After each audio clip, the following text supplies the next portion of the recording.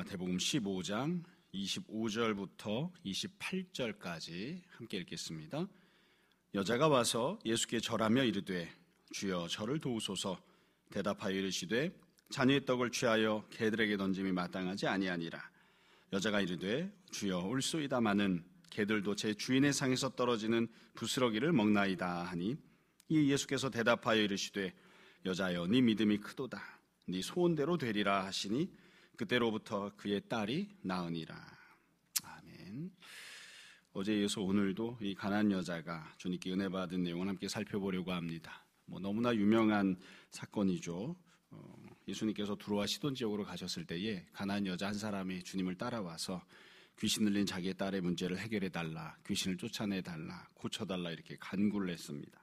그러니까 예수님께서 처음에는 나는 이스라엘 집에 잃어버린 양에게만 보냄받은 것이지 이러시면서 거절을 하시고, 또 나중에는 심지어 자녀들의 떡을 취해서 개들에게 던지는 게 마땅치 않다 이렇게 여자에게 함부로 대하시고 박대하시는 그런 상황을 만나게 됩니다.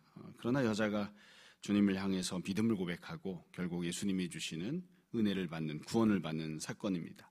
어제 우리가 이 말씀을 볼 때에는 사건 자체에 대해서 생각을 하고 말씀을 나누었습니다. 그러니까 여자가 얼마나 좋지 못한 상황, 환경을 만나는지 여기에 대해서 생각해 보았고, 그럼에도 불구하고 이 여성분이 얼마나 귀한 믿음을 품었는지 여기에 대해서 말씀을 나누었습니다. 오늘은 좀 다른 측면에서 이 사건에 대해서 살펴보려고 합니다. 어제도 말씀드렸습니다만 이 사건은 그냥 하나로 동떨어져 있는 사건이 아니라 앞에도 사건이 나오고 뒤에도 사건이 나옵니다. 그러니까 앞부분에 보면 무엇이 정결한 것인가 불결한 것인가, 그래서 바리새인들이 예수님을 막 힐난하는, 비판하는 내용이 나오죠. 왜 장로들의 전통을 안 지키느냐, 손을 안 씻느냐, 이런 내용들이 나왔었고, 그 앞부분으로 더 올라가면 예수님께서 오병이어 기적을 행하시고 풍랑이 일고 있는 바다를 걸어오시고 잔잔케 하시는 그런 기적들이 나타납니다. 그래서 이 본문이 자리 잡고 있는 문맥이 있는데, 이 마태복음의 큰 두 번째 단락이 12장부터 시작한다고 말씀을 드렸죠. 그 문맥 안에 이 본문이 자리를 잡고 있습니다. 그리고 이 큰 두 번째 단락의 핵심 주제는 천국이거든요. 그러니까 이 땅에서 예수님 믿고 믿음을 가진 사람들이 어떤 하나님 나라, 천국을 누리며 살아가는지, 또 주님께서 어떤 천국을 허락하시는지, 그리고 천국이 어떤 모습으로 주어지는지, 이런 내용들이 쭉 계속해서 나오고 있는 거예요. 그래서 그런 내용들과 관련지어서 염두에 두고 이 사건을 보면 이 사건이 갖고 있는 독특한 특징, 또 핵심적인 주제, 이런 것들을 조금 다른 측면에서 살펴볼 수 있습니다. 일단 앞부분에 정결과 관련된 내용이 나왔잖아요. 손을 씻어야 된다, 말아야 된다. 예수님께서는 사람이 손을 씻어서 정결하게 되는 것 아니고, 입으로 들어가는 게 사람을 불결하게 만드는 게 아니고 마음이 깨끗해야 된다는 말씀을 하셨어요. 그래서 그것과 연관지어서 보자면 바로 뒤에 나오는 사건이니까요. 도대체 무엇이 정결한 마음일까요? 그 정결한 마음이 무엇인지를 이 여자분이 잘 보여줍니다. 이 여성분은 가나안 여자이기 때문에 아무리 손을 씻어도 깨끗해지지 않습니다. 이방 여자거든요. 불결하게 태어나서 불결하게 살아가는, 그리고 이것을 벗어날 방법이 없는 사람이에요. 근데 이 여자분이 품었던 마음은 어떠하냐? 주님께서 인정해 주시는, 칭찬해 주시는 큰 믿음을 갖고 있던 여자분이죠.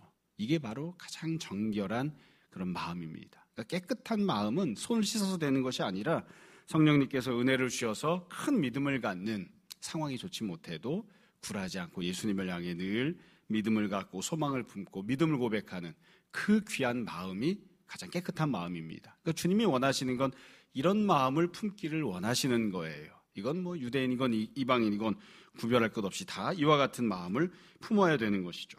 자, 그러면 이 사건이 도대체 어떤 특징을 갖는가? 사실 우리가 그냥 너무 복잡하고 어렵게 생각하지 않고 단순하게 생각해 보면 잘 알 수 있습니다. 이 여자분이 문제를 해결을 받았죠. 이 여자분에게 있던 문제는 자신의 딸이 귀신 들린 문제였습니다. 그런데 예수님이 이 문제를 해결해 주셨는데, 어떻게 해서 해결을 해 주셨는가? 단도직입적으로 이야기를 하면, 그냥 결론부터 말씀을 드리면 성령님의 역사하심으로 이 귀신을 쫓아내신 겁니다. 이게 무슨 말이냐면, 이 여자를 향해서 예수님이 너 이방인이잖아, 너는 개잖아, 이렇게 말씀을 하시면서 이 여자를 힘들게 만드셨어요. 그러나 예수님이 제시하신 해결책은 이 상태로는 안 되니까 너 율법 지키러 가야 된다, 이게 아닙니다. 이 상태로는 안 되니까 너 은혜 받으려면 예루살렘에 가서 제사 드려라, 이것도 아닙니다. 네가 태어날 때부터 이방인 혈통으로 태어나서 개돼지 취급받는 게 맞고, 그러니까 너는 일단 유대인이 돼야 된다. 유대인이 된 다음에는 장로들의 전통을 지키고 정결하게 살아야 된다. 그리고 난 후에 하나님이 은혜를 주시는지 안 주시는지 쳐다보고 기다려보자. 예수님 이렇게 하신 게 아니에요. 예수님은 유대인 되라고 요구하지 않습니다. 이 사람을 개돼지로처럼 이렇게 취급하시기는 했지만 유대인 되라고 하지 않아요. 장로들의 전통을 지키라고 하지도 않습니다. 가서 손 닦으라고 하지도 않습니다. 심지어 제사 드려라, 율법 지켜라, 회개하라 이런 아무것도 요구하지 않으시고 어떻게 하셨냐면 그냥 문제를 해결해 주신 거예요. 어떻게 해서 귀신을 쫓아내셨을까요? 당연히 예수님의 능력으로 쫓아내신 거죠. 쳐다보지 않아도, 가서 직접 선포하지 않아도, 안수하지 않아도 예수님께서 권세를 가지시고 이 참 불쌍한 딸에게 들렸던 귀신을 쫓아내신 거예요. 성령님의 능력으로 하나님의 나라가, 천국이 이 여자에게 임하게 하신 것이죠. 여러분, 이거를 우리는 뭐 당연히 그렇게 하는 거 아니야 생각하지만 굉장히 이게 중요한 특징입니다. 가령 우리가 일상생활을 하는 것으로 한번 생각을 해보자고요. 아이를 키우는데 아이가 어느덧 중학교 3학년이 됐다고 가정을 해봅시다. 그런데 얘가 학교 다니면서 판판히 놀기만 하고 공부를 하나도 안 했어요. 그래서 3학년 수학시험을 이렇게 보려고 봤더니 아는 게 하나도 없네요. 그럼 어떻게 해야 될까요? 학원을 보내거나 과외 선생을 붙일 때 어떻게 하냐면 중학교 3학년 걸 풀 수 있는지를 봅니다. 못 풀잖아요. 그러면 중학교 2학년 거로 내려가야죠. 중학교 2학년 걸 풀 수 있는지 봅니다. 못 풉니다. 그러면 어떻게 해야 되나요? 중학교 1학년 걸로 내려가야죠. 다행히 중학교 1학년 걸 풀 줄 알면 좋은데 그게 아니라 그것도 못 풀면 어떻게 해야 될까요? 아무리 창피해도 초등학교 거로 내려가야 됩니다. 초등학교 또 하고 중학교 1학년 것도 하고 중학교 2학년 것도 하고 이렇게 해야 중학교 3학년 것도 푸는 거죠. 그러니까 내가 판판히 놀고 공부를 안 하다가 고등학교 2학년이 됐다. 이제 시작하려고 한다 그러면 고등학교 2학년 것부터 시작하는 게 아니라 초등학교 거, 중학교 거 이렇게 해야 그래 고등학교 걸 한단 말이에요. 이게 우리가 살면서 만나는 현실이죠. 이게 어쩔 수 없는 현실입니다. 근데 신앙생활도 종종 그렇게 생각하는 경우들이 있어요. 어떤 경우에는 그게 맞기도 하지만 지금 사건은 그게 아닌 거예요. 하나님께서 사람들에게 은혜를 베푸시면서 인류에게 은혜를 베푸시면서 제일 처음에 주셨던 것 혹은 중학교 때나 뭐 초등학교 수준인 거예요. 모세를 통해서 율법을 주셨습니다. 율법이 하나님의 은혜일까요? 아닐까요? 하나님의 은혜가 맞습니다. 죄지으면 제사드리라고 했습니다. 제사는 하나님의 은혜가 맞습니까? 아닙니까? 맞습니다. 그러니까 이스라엘 백성들은 은혜를 받았고 선택을 받았고 구원을 받는 방법을 확보한 거예요. 율법도 가지고 있고 제사도 드리고 성전도 있고 제사장도 있고 이게 너무나 귀한 거죠. 이방인들은 그게 없잖아요. 그러니까 예수님께서 이 여자에게 너는 이방인이지 율법도 없지 이스라엘 백성도 아니지 제사도 안 드렸지 그러니까 차근차근 시작해보자. 하나님이 베푸신 은혜가 지금까지 베푸신 기초적인 은혜들이 있어. 그 은혜를 일단 다 받아야 그 다음에 내가 주는 은혜를 받을 수 있다. 예수님 이렇게 안 하셨습니다. 그러니까 예수님께서 자, 너 지금 고등학교 2학년인데 중학교 것도 못하고 있고 초등학교 것도 못하고 있으니까 가서 일단 시내산에 가서 언약 맺고 할례 받고 유대인 되고 율법 열심히 지키고 그러다가 내가 주는 복음의 은혜를 받자. 이렇게 하신 게 아니에요. 주님께서 그 모든 것들을 다 건너뛰셨어요. 이 이방인 여자에게 가나안 여자에게 다시 말씀드리지만 유대인 되라고 요구하지 않습니다.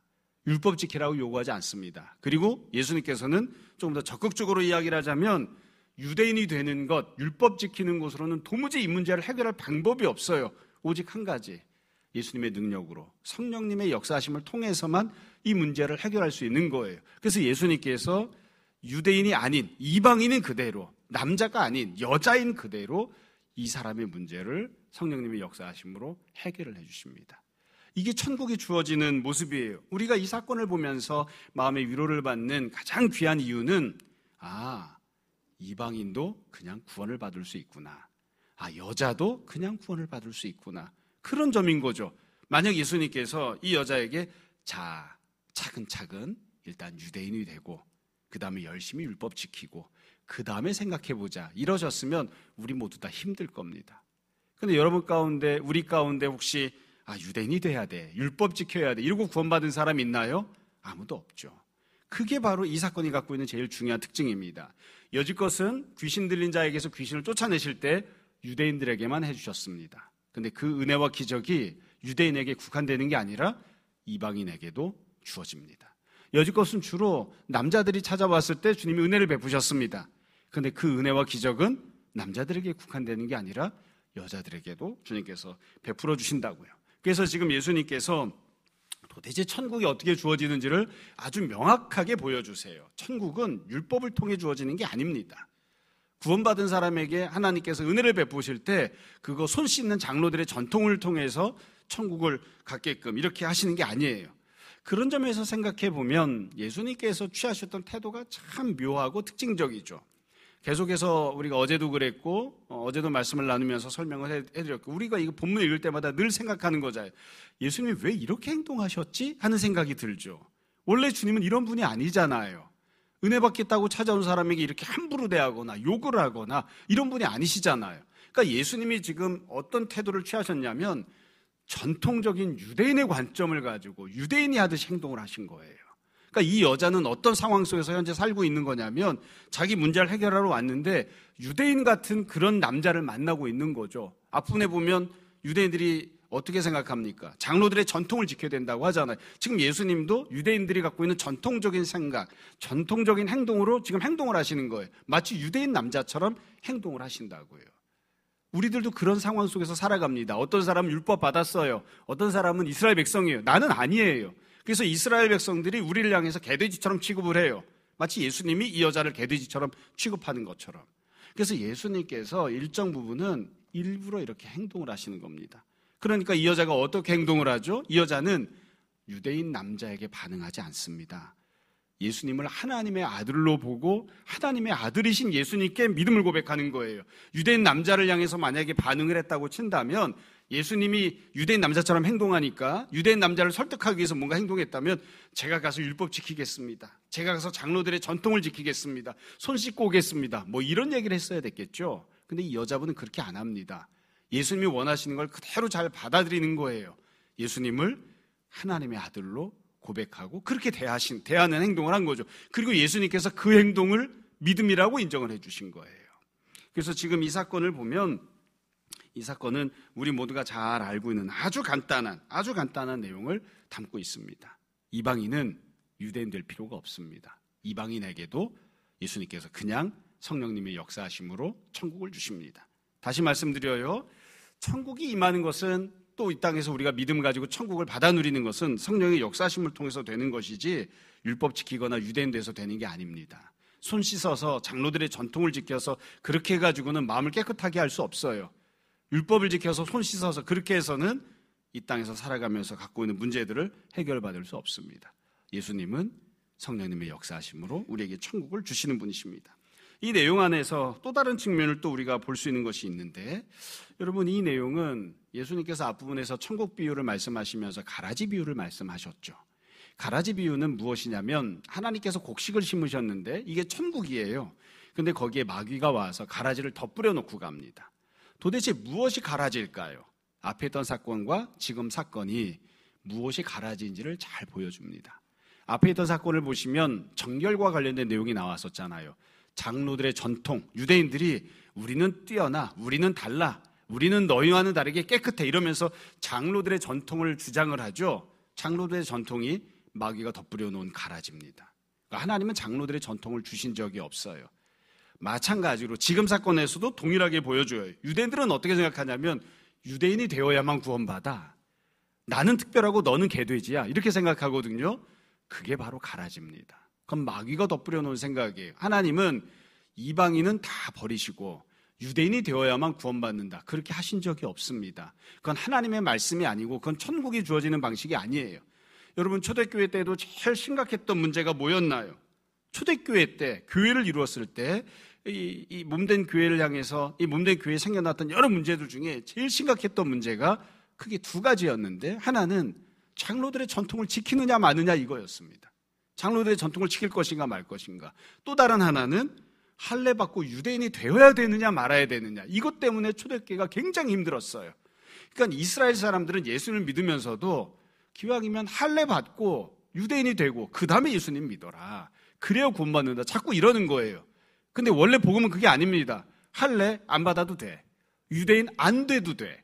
네가 뭐 때문에 굳이 유대인이 되려고 하느냐. 그건 예수 그리스도의 십자가를, 이 십자가의 보혈의 능력을 너희가 경멸하는 것이다. 십자가의 보혈 하나만으로 우리가 구원받는 거지, 그까짓 것, 이 피부의 하나를 잘라내느니 마느니, 할례 받느니 마느니, 혈통이 유대인이 되느니 말고, 그거 중요한 게 아니야. 그래서 지금 이 사건도 어떤 점을 보여주느냐면 무엇이 가라지인가를 잘 보여줍니다.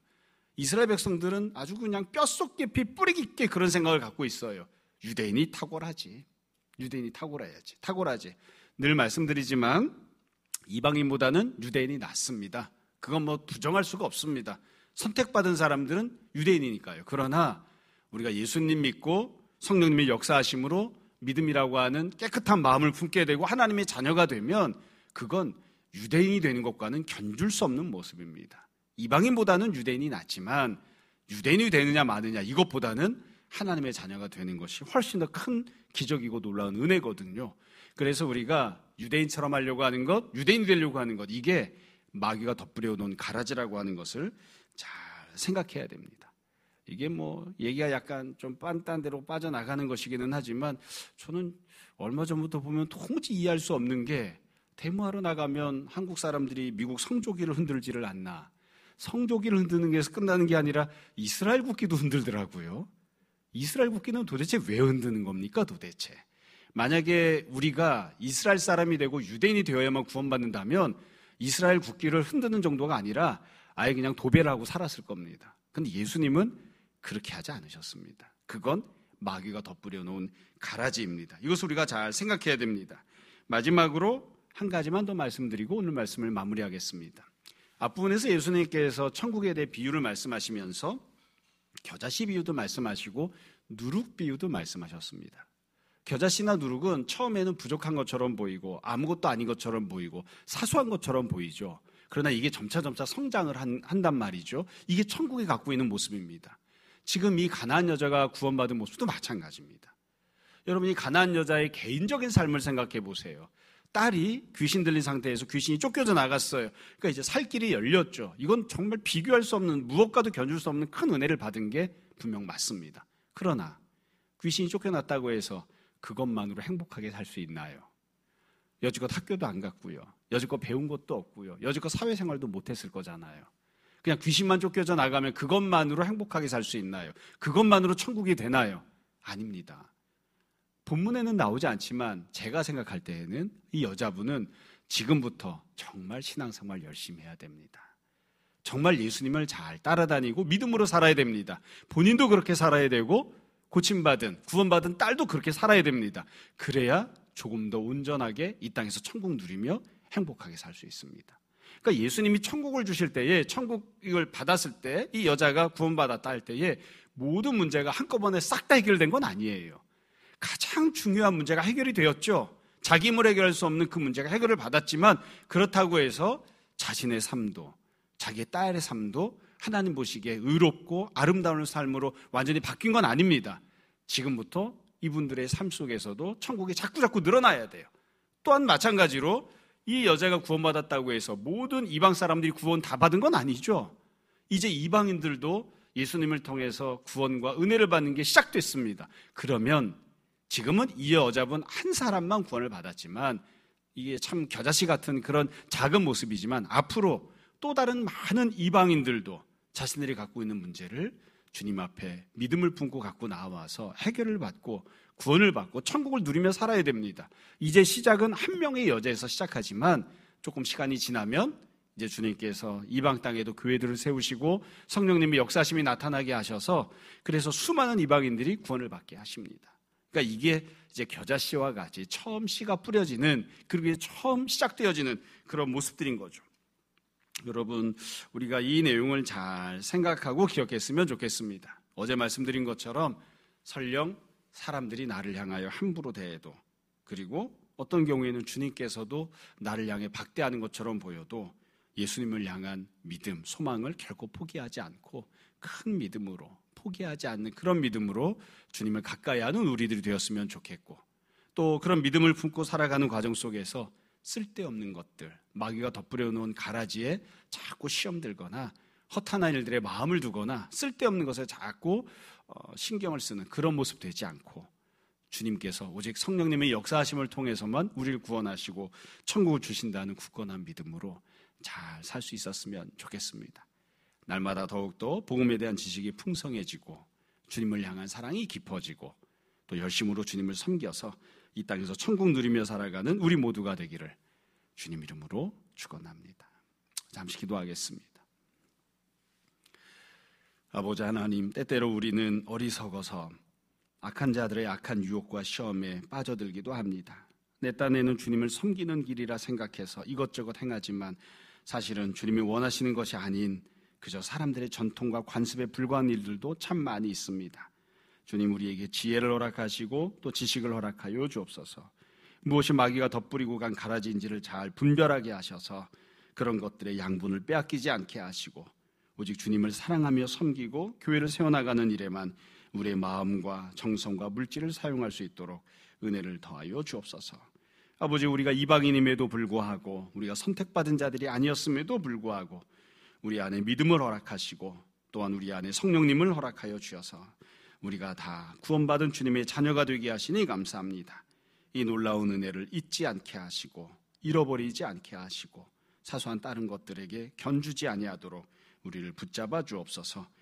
감사하며 예수님 이름으로 기도합니다. 아멘. 하늘에 계신 우리 아버지여, 이름이 거룩히 여김을 받으시오며 나라가 임하시오며 뜻이 하늘에서 이루어진 것 같이 땅에서도 이루어지이다. 오늘 우리에게 일용할 양식을 주시옵고 우리가 우리에게 죄진 자를 사하여 준 것 같이 우리 죄를 사하여 주시옵고 우리를 시험에 들게 하지 마시옵고 다만 악에서 구하시옵소서. 나라와 권세와 영광이 아버지께 영원히 있사옵나이다. 아멘.